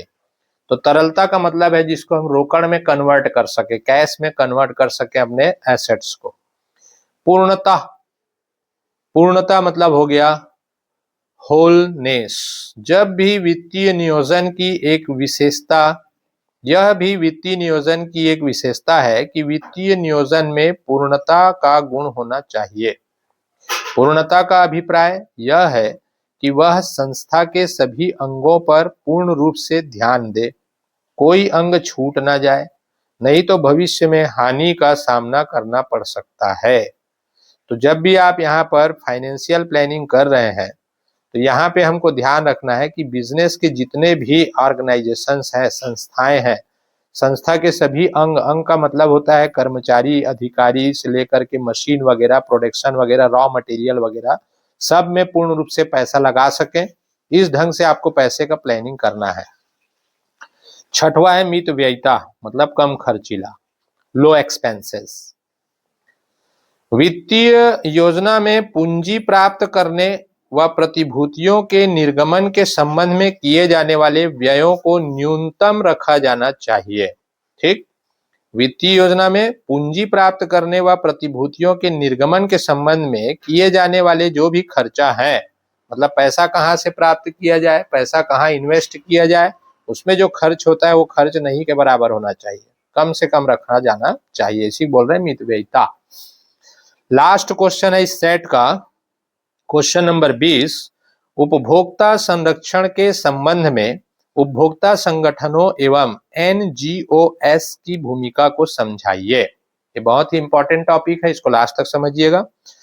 उपभोक्ता संरक्षण में उपभोक्ता संगठनों एवं NGOs की भूमिका को निम्न बिंदुओं से स्पष्ट किया जा सकता है। फिर हम यहाँ पर अगले वीडियो में आपके लिए लेकर के आएंगे नेक्स्ट वाले सेट को, तो आप इसको जल्दी जल्दी पढ़ते जाइए, अभी पेपर है आपके लिए। पहला, उपभोक्ताओं को शिक्षित करना से मैं बात कि जितने भी उपभोक्ता है उसको पहले तो शिक्षित करो भाई, तभी उनका संरक्षण सही हो पाएगा। तो उपभोक्ता संरक्षण उपभोक्ताओं को अपने अधिकारों के प्रति जागरूक मतलब शिक्षित करते हैं। इनके द्वारा यह कार्य सभाएं आयोजित करके, सम्मेलन आदि आयोजित करके किया जाता है। इनके द्वारा उपभोक्ताओं को स्वयं सहायता करने की शिक्षा भी दी जाती है। मतलब नाटक नौटंकी के द्वारा भी उपभोक्ताओं को मजाक मजाक में सिखाना है कि आपका अधिकार क्या है, आपको बाजार में कौन कौन से नियमों को ध्यान रखना है, ये उपभोक्ताओं को शिक्षित करना, जानकारी देना। दूसरा है उपभोक्ता हित से संबंधित समाचारों का प्रकाशन।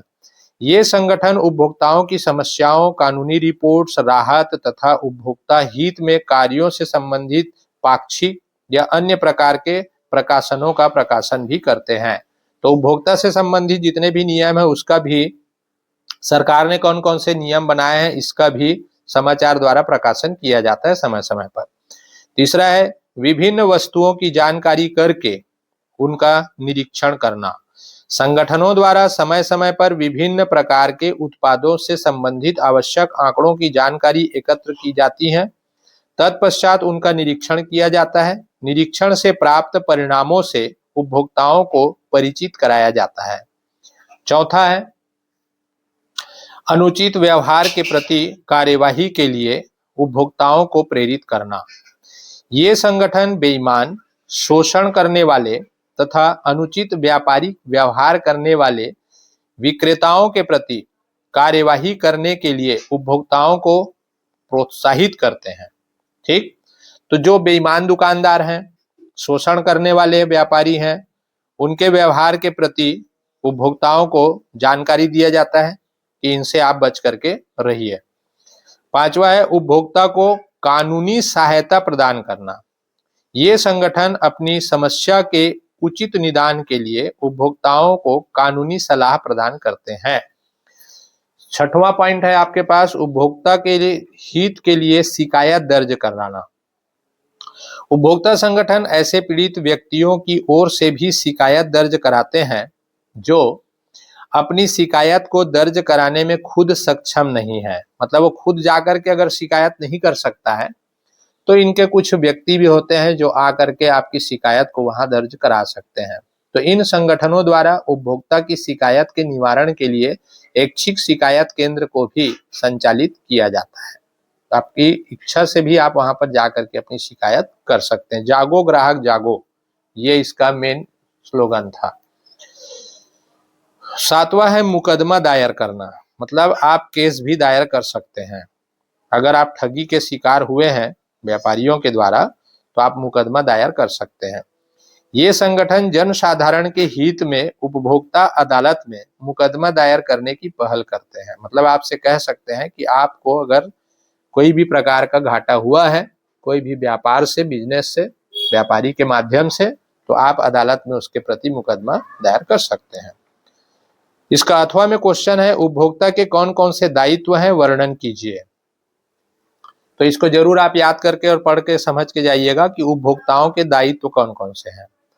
यद्यपि उपभोक्ता के हितों को संरक्षण प्रदान करने का प्रयत्न सरकारी एवं गैर सरकारी दोनों संगठनों ने किया है, फिर भी उपभोक्ताओं का शोषण तब तक समाप्त नहीं होगा जब तक कि वे अपने हितों के रक्षार्थ उपभोक्ता स्वयं आगे नहीं आएंगे।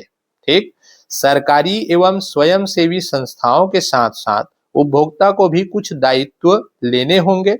ऐसे कुछ उत्तरदायित्व आगे दिए गए हैं। तो सरकार तो प्रयास कर ही रहा है कि आप ठगी के शिकार न हो, लेकिन आपके भी कुछ उत्तरदायित्व हैं जिसको आपको निभाना चाहिए। वो है पॉइंट टू पॉइंट। पहला है कि उपभोक्ताओं को अपने अपने अधिकारों का उपयोग करना चाहिए। मतलब उपभोक्ताओं को जो अधिकार दिया गया है उसका आपको यूज करना है। अगला पॉइंट है आपके पास उपभोक्ताओं को अपने अपने अधिकारों का उपयोग करना चाहिए। ये अधिकार है सुरक्षा का अधिकार, चयन का अधिकार, सूचना पाने का अधिकार, सुनवाई का अधिकार, शिकायत निवारण मांगने का अधिकार एवं उपभोक्ता शिक्षा का अधिकार। तो उपभोक्ता जिन वस्तुओं अथवा सेवाओं का बाजार से क्रय कर रहे हैं उनके संबंध में अपने अधिकारों का ज्ञान होना चाहिए। मतलब जितने भी यहाँ पर बात कहा गया है वो उपभोक्ता के नॉलेज में होना चाहिए।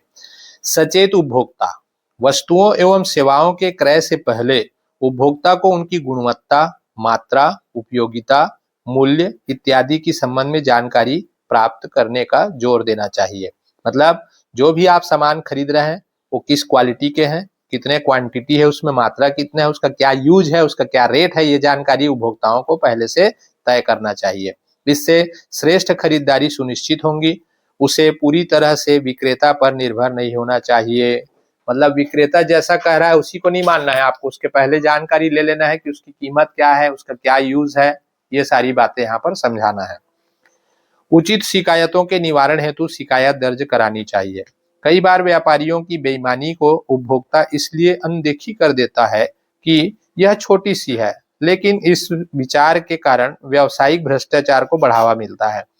दूसरी ओर कुछ उपभोक्ता वस्तु में मामूली कमी होने पर अधिक क्षतिपूर्ति के लिए दावा करते हैं, यह भी उचित नहीं है। तो अगर छोटा सा मिस्टेक है करके आप ध्यान नहीं दोगे तो और भी दूसरे उपभोक्ता को वह ठगी का शिकार बनाते चला जाएगा। इसलिए उचित शिकायत आपको करना चाहिए और अनावश्यक शिकायत भी नहीं करना है, ठीक, जिससे कि यहाँ पर विक्रेता ही परेशान हो जाए। अगला है चौथा, उपभोक्ता को गुणवत्ता के संबंध में जागरूक होना चाहिए। गुणवत्ता के संबंध में जागरूकता मिलावट एवं नकली वस्तुओं की समाप्ति का एकमात्र रास्ता है। क्रय करते समय उपभोक्ता को गुणवत्ता प्रमाणीकरण प्रमाणीकरण चिन्ह जैसे कि ISI का चिन्ह लगा है कि नहीं लगा है सामान में वो देखना है, ठीक। AGMARK या FPO या WOOL वुल मार्क आदि को देख लेना चाहिए। ये आपको हर सामान में लिखा होना चाहिए, ये देख लेना है खरीदने के पहले, ठीक। ISI मार्क्स है कि नहीं है। पांचवा है विज्ञापन बढ़ा चढ़ा कर बताते हैं। तो विज्ञापन को देख करके ही सामान खरीदना है, ऐसा प्रभावित नहीं होना चाहिए, क्योंकि विज्ञापन बहुत ज्यादा फर्जी भी होता है। इनसे प्रभावित न हो, विज्ञापन से प्रभावित न हो, उपभोक्ताओं को चाहिए कि वह विज्ञापन में दिए गए वस्तु के गुणों को वास्तविक उत्पाद से मिलान करें, ठीक है। जो एडवर्टाइजमेंट में दिखाया गया है और जो रियल में है उसके साथ आपको मिलान करके ही सामान खरीदना चाहिए। यदि कोई अंतर है तो उसे विज्ञापन प्रायोजक की जानकारी में लाएं। अगर उसमें कोई डिफरेंस आता है तो जो विज्ञापन पेश कर रहा है ना उसको आप जानकारी दें कि भाई आप गलत विज्ञापन कर रहे हैं, जो आप बेचते हैं और जो दिखाते हैं उसमें बहुत डिफरेंस है। तो इस प्रकार से इसमें आपका अधिकार है कि आप शिकायत कर सकते हैं। छठवां है नकल पर्ची पर जोर दें। यदि खरीदे गए माल में कोई दोष है और उपभोक्ता शिकायत करना चाहता है तो क्रय के प्रमाण के तौर पर नगद पर्ची का होना आवश्यक है। विक्रेता के लिए भी पर्ची को देना अनिवार्य है। तो आगे यहाँ पर लास्ट पॉइंट है कि उपभोक्ता आंदोलन यदि गंभीर रहे तो उपभोक्ताओं की शोषण की रक्षा की जा सकती है। समाज के जो अधिक शिक्षित लोग हैं ना, उपभोक्ता हैं, उनको भी वांछित परिवर्तनों के लिए आवाज उठानी चाहिए तथा लड़ना चाहिए। यदि उपभोक्ता संगठनों अथवा अन्य समूहों के में सक्रिय रूप से भाग लेकर इन मामलों को नहीं उठाएंगे तो उपभोक्ता संरक्षण पाठ्य पुस्तकों तक ही सीमित रहेगा। मतलब जो भी आपको अधिकार दिया गया है, उपभोक्ता का दायित्व दिया गया है, उसका निर्वहन करना चाहिए। तो इस प्रकार से मैंने आप लोगों को फर्स्ट सेट का कंप्लीट बताया। अभी तक आप मेरे चैनल को सब्सक्राइब नहीं किए हैं तो सब्सक्राइब कर लीजिए, और आपको अगर ये अच्छा लगता है तो अपने और भी फ्रेंड सर्कल को इसको आप शेयर कर सकते हैं। अगली वीडियो के लिए हम फिर से आपके पास आएंगे। Thank you.